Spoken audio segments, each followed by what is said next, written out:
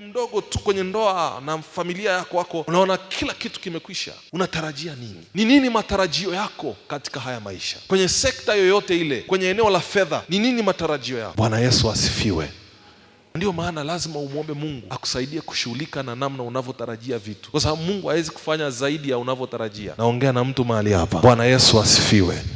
Maisha brother ni matarajio. Maisha tunayoishi ni matarajio. Unaweza ukamwona mama mjamzito kabeba mimba, lakini ndani mwake hata kama haoni kilicho huku ndani, anatarajia mtoto, anatarajia mtoto. Unaweza ukapatwa na usingizi ukalala, lakini huyu mtu amelala, lakini anatarajia kesho ataamka, ataamka. Inawezekana ni hatima yako ulio nayo. Inawezekana leo wewe ni maskini, ni fukara, kuna vitu vinakupata, lakini kuna mtu anawaza, hatima yangu mimi sitakufa nikiwa hivi, mimi sio wa hali hii, mimi natarajia Mungu atanisaidia, nitafikia kwenye hatima yangu. Naongea na mtu mahali hapa.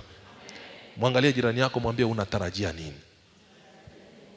Unajua sijashindwa kuja kukuambia imani ni kuwa na uhakika wa mambo yatarajiwayo, ni bayana ya mambo yasiyoonekana, nikamaliza nikacheza hapo wewe. Lakini brother, lazima tudadavue imani ni nini. Imani ni matarajio yako. Unatarajia nini kwenye maisha yako? Wewe unatarajia nini kwenye maisha yako? Kwa sababu kazi ya shetani ni kudhibiti matarajio yako, na mojawapo ya silaha ambayo adui anatumia kudhibiti matarajio yako ni hofu. Anakuwekea hofu fulani ndani ya moyo wako, kwa sababu shetani huwa anatumia silaha ya hofu kudhibiti matarajio ya watu wa Mungu. Lakini Mungu anadhibiti hofu kwa kutumia kitu kinaitwa matarajio.